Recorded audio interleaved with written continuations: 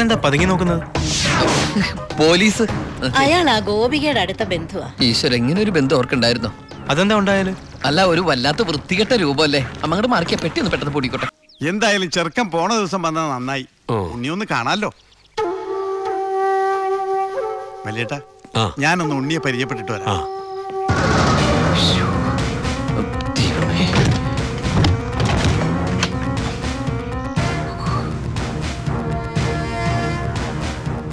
ഏട്ടാ, എല്ലാം എടുത്തിട്ടുണ്ട്. ഒന്നും മറന്നില്ലല്ലോ? ഒന്നും മറന്നിട്ടില്ല. നീ ഒരു കാര്യം ചെയ്യ്, പെട്ടെന്ന് ഈ സാലം എടുത്ത് ഇതുവഴി വണ്ടി കയറിക്കോ. മോളെ എല്ലാം ഓക്കെ അല്ലേ? അമ്മേ, സമയമായി അമ്മേ. അമ്മ ഞാൻ ഇറങ്ങാട്ടോ. എന്തേത്? ഇത്തിരി അച്ചാറും പലഹാരങ്ങളും. എന്റെ അമ്മ, ഈ സാധനങ്ങളൊന്നും അങ്ങോട്ട് കൊണ്ടാൻ പറ്റില്ല. അവിടെ നിന്ന് തരുന്ന ഫുഡല്ലേ കഴിക്കാൻ പറ്റുള്ളൂ. ഭയങ്കര സ്ട്രിക്റ്റ് അല്ലേ?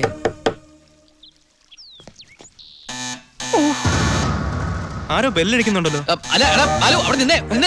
അത് പിച്ചക്കാരനാണ്, പിച്ചക്കാരൻ. ഞാൻ 10 രൂപ കൊടുത്തപ്പോ 100 രൂപ വേണമെന്ന്. ഗൾഫുകാരുടെ ഒരു അവസ്ഥ. നീ എടാ, അവൻ അവിടെ നിന്ന് അടിക്കട്ടെ. നമ്മുടെ മനസ്സിലടിക്കുന്ന പിച്ചക്കാരാണോ? നീ ഇങ്ങോട്ട് വന്നേ, പെട്ടെന്ന് സാധനങ്ങൾ എടുത്തിട്ട് വേഗം വണ്ടിയിലേക്ക് എടുത്ത് വെച്ചേ. അമ്മേ, ആളനക്കും ഇല്ലല്ലോ.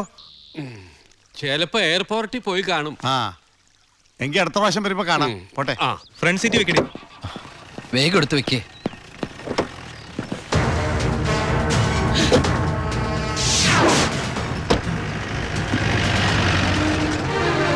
അയാള് പോയി.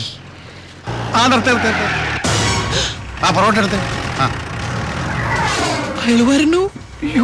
എന്താ എന്തൊരു ചൂടാണത്, ഭയങ്കര ചൂട്. ഞാൻ ഒന്നുകൂടി കുളിച്ചിട്ട് വരട്ടെ. നാട്ടുവെള്ളത്തിൽ ഒന്ന് കുളിക്കണമെങ്കിൽ എത്ര നാൾ കഴിയണം? ദുബായ് കിട്ടുന്ന വെള്ളമുള്ളടാ. ഡീസൽ അല്ലേ, ഡീസൽ.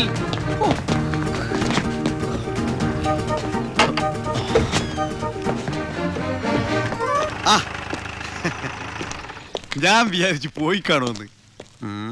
നീ എന്റെ ഗോപിയേക്ക് ചേർന്ന ചെറുക്കൻ തന്നെ. അയ്യോ, ഞാൻ ഉണ്ണിയല്ല, ഉണ്ണിയന്റെ ഏട്ടനാ. ഉണ്ണി എവിടെ ഒന്നും കണ്ടില്ലല്ലോ. ഉണ്ണിയേട്ടാ, എന്താടാ? ഒരാൾ കാണാൻ വന്നിരിക്കുന്നു. അയ്യോ, ഈ സമയത്താ? ഉണ്ണി കുളിക്കല്ലേ? കുളിച്ചോണ്ടിരിക്കുക. ആരാടത്? ദിവാകരൻ, അപ്പുറത്തെ വീട്ടിലെ ഗോപിയുടെ കൊച്ചച്ഛൻ. ഭാവിയിൽ ഉണ്ണിയുടെ ഒരു ബന്ധുവായിട്ട് വരും. ജയിലറാ. അതെയാ? ഒന്ന് മുഖം കാണിക്കാൻ വേണ്ടി വന്നതാ. മുഖം കാണിക്കാൻ ഞാനെന്താ രാജാവാ? ഓ, ഫലിതപ്രിയൻ. നമ്മള് തമ്മിൽ കാണേണ്ട കാര്യം പറഞ്ഞത്. ഞാൻ കണ്ടിട്ടുണ്ട്. എവിടെ വെച്ച്? ഞാൻ സോപ്പ് വെച്ചോണ്ടിരിക്ക, അതുകൊണ്ട് കേട്ടത് മാറിപ്പോയതാ. വരുന്ന വഴിക്ക് കണ്ടുന്ന്. ഓ, അങ്ങനെ. ഓ, പിന്നെ പോയിട്ട് ഇത്ര ധൃതി ഉണ്ടായിരുന്നു. 12:30 ട്രെയിൻ. പെട്ടെന്ന് ഇറങ്ങുവോ? ഏയ്, വൈകും. ട്രെയിൻ മിസ്സാക്കണ്ട, വേഗം പുറപ്പെട്ടോളൂ. നമുക്ക് നാളെ അവിടെ വെച്ച് കാണാം. അവിടെ വെച്ചോ? നാളെ എവിടെ വെച്ച്? സോപ്പ് വാങ്ങിപ്പോയതായിട്ട് പറഞ്ഞത് മാറിപ്പോയതാ. അടുത്ത വരവിന് ഇവിടെ വെച്ച് കാണാമെന്ന്. ശരി, എങ്കിൽ ഞാൻ ഇറങ്ങുന്നു. ഇങ്ങോട്ടെന്ന് വെച്ച പൊക്കോളൂ. ഞാൻ ഈ ഗ്ലാസ് എടുത്തോട്ടെ. ഗ്ലാസ്സിലെ ചായ കളഞ്ഞിട്ട് അമ്മയോട് വെച്ചിട്ട് എടുത്തോളൂ. അയ്യോ, ഞാൻ ഈ കൂളിംഗ് ഗ്ലാസിന്റെ കാര്യം പറഞ്ഞത്. കൂളിംഗ് ഗ്ലാസോ ചില്ല് ഗ്ലാസോ ഇനി അപ്പുറത്തെ സ്കൂളിലെ ക്ലാസ്സോ എന്താന്ന് വെച്ചാൽ വേഗം എടുത്തിട്ട് വേഗം പൊക്കോളൂ. ട്രെയിൻ മിസ്സാവും.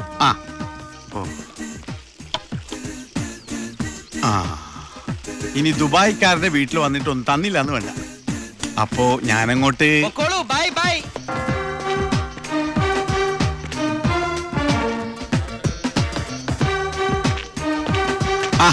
ഇതാര്? പണ്ടോർക്കലം വെച്ചിരിക്കണ എന്റെ ക്ലാസ്സാടാ. സത്യത്തിൽ ഇയാള് പോലീസ് അതോ കുള്ളനാ? കള്ളനാ? നീ നാട്ടിലൊക്കെ പോയൊന്ന് മിനിങ്ങിയിട്ടുണ്ടല്ലോടാ പരമശിവം. അത് സാറി ഗ്ലാസ് വെച്ച് നോക്കിട്ട് തോന്നണതാ. പരോള് കഴിഞ്ഞു വന്നപ്പോ നീ എനിക്കെന്താ കൊണ്ടുവന്നേ?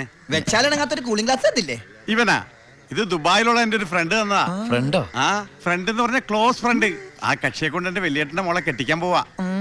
ചെറുക്കന്റെ സ്വഭാവമൊക്കെ അന്വേഷിച്ചിട്ട് പോരെ കല്യാണം? ഇല്ല പരമശിവോ? ഞാൻ ആരാ? പോലീസാ. അപ്പൊ ആ സംശയവും തീർന്നു. ചെക്കനെ കുറിച്ചുള്ള ഫുൾ ഡീറ്റെയിൽസ് എടുത്തു. അവന് 24 ക്യാരറ്റാ. എന്റെ വ്യാകുല മാതാവ്, എന്നെ കൊല്ലും. ഇത് കണ്ട, ഇതവന് ദുബായിക്കുള്ള കത്താ. എന്തിനാ ഇപ്പൊ കത്ത്? കാര്യം അങ്ങോട്ട് നേരിട്ട് പറഞ്ഞൂടെ? അതിനവൻ ദുബായിക്ക് പോയില്ലേ? അവൻ ദുബായിലെത്തി. ഇത് വെറും ഒരു കത്ത് മാത്രമല്ല, ഒരു ലിസ്റ്റ് കൂടെ ഉണ്ട്. ഒരു DVD, ഒരു TV, ഒരു മൊബൈൽ, അങ്ങനെ ചിന്ന സാധനങ്ങള്. പോലീസല്ലേ മോനെ, ഓസിന് കിട്ടിയാ വിടുവാ. കാശിനൊക്കെ ഇപ്പൊ എന്താ വില? ടൈറ്റാ. ചിന്നാടൻ ബാബുവിനെ ആശുപത്രിയിലാക്കാൻ വേണ്ടി ലക്ഷങ്ങൾ ഏമാർക്ക് വീശിന്നാണല്ലോ കേട്ടത്. പോടാ പോടാ. അത് ശരി. അപ്പൊ അതാണ് അവനോട് കാണാത്തത്. സാറേ എന്താടാ വാ. നീ എവിടേക്ക്? എഞ്ചാടാ എനിക്കൊരു രഹസ്യം പറയാനുണ്ടായിരുന്നു. ഉം. ഞാനിപ്പോ പരോളിന് നാട്ടിൽ പോയി. കയ്യെടുക്കടാ. അതെ, വിജിലൻസ് ആൻഡ് ആന്റി കറപ്ഷൻ ഡിപ്പാർട്ട്മെന്റിലുള്ള എൻ്റെ ഒരു സുഹൃത്തിനെ ഞാൻ കണ്ടു. ആള് പറയാ ജയിലിൽ നടക്കുന്ന അഴിമതികളെ കുറിച്ച് അന്വേഷിക്കാനായിട്ട് അവര് രഹസ്യമായിട്ട് സ്ക്വാഡിനെ ഇവിടെ ഇറക്കിയിട്ടുണ്ടെന്ന്. ഇവിടെ ആ കള്ളത്തരത്തിൽ ചിലരെ ആശുപത്രി കിടത്താൻ കൂട്ടു നിൽക്കുന്നവരൊക്കെ പിടിച്ച് അകത്തിടും അത്രേ. അങ്ങനെ എന്തെങ്കിലും ഉണ്ടെങ്കിൽ സാറ് സൂക്ഷിക്കണം കേട്ടോ. അയ്യോ ആ പിന്നെ ഞാനിത് പറഞ്ഞു ആരോടും പറയരുത്. നമ്മുടെ ഡോക്ടറുടെയും സൂപ്രണ്ട് സാറിന്റെയും പണി പോകുന്ന എനിക്കൊന്ന് കാണണം. അവരും കുറച്ചു നാൾ തിന്നട്ടേന്നുണ്ടാ. എന്താ സാർ? ഉണ്ടേ കൊണ്ട് പോയതാ. ആരെ? ഒന്നുമില്ല.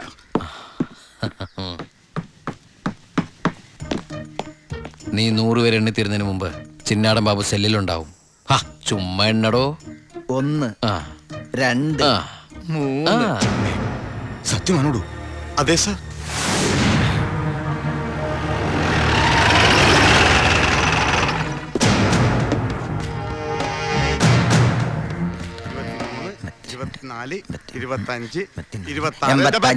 എന്താ കണക്ക് തെറ്റിക്കുന്ന? ഇത് വേറെ കണക്കാണ് സാറേ. ഈ എന്റെ കണക്ക് തെറ്റി. ഞാൻ എവിടെ നിർത്തിയത്? നീ നിർത്തിയതല്ല 85 മുതൽ ഞാൻ ഇവിടെ ആ, നിൽക്കുകയാണ്. 85 86 ഞാൻ എവിടെ നിർത്തിയത്? സാർ 25.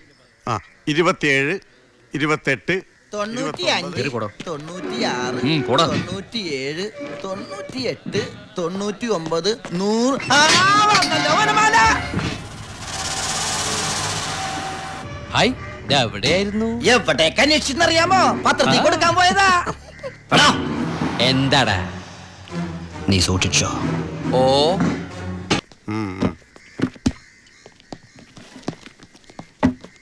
നിന്റെ ആരാടാ ദുബായിലുള്ളത്?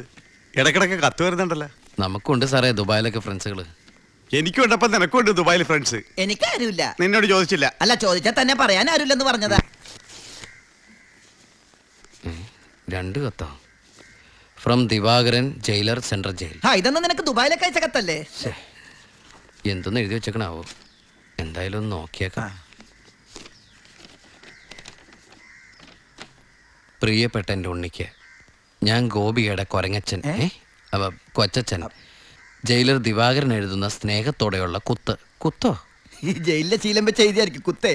കുത്തും കത്തും തിരിച്ചറിയാത്ത നമ്മൾ തമ്മിൽ നേരിട്ട് പരിചയമില്ലെങ്കിലും എനിക്ക് ഗിഫ്റ്റ് ആയിട്ട് DVD, TV, മൊബൈല്, ഇതൊക്കെ അയാളുടെ അപ്പനോടൊന്ന് ചോദിക്കട്ടെ. ബാലുവിന്റെ കത്താ. ഏ?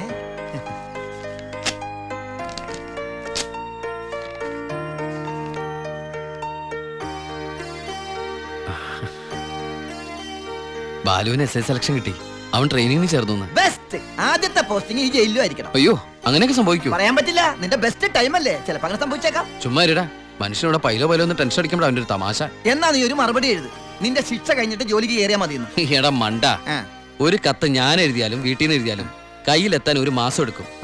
ദുബായിലുള്ള എന്റെ ഫ്രണ്ട് കാസമിന്റെ പണിയാ കത്തുകൾ അങ്ങോട്ടും ഇങ്ങോട്ടും കൈമാറി അയച്ചോണ്ടിരിക്കുന്നത്.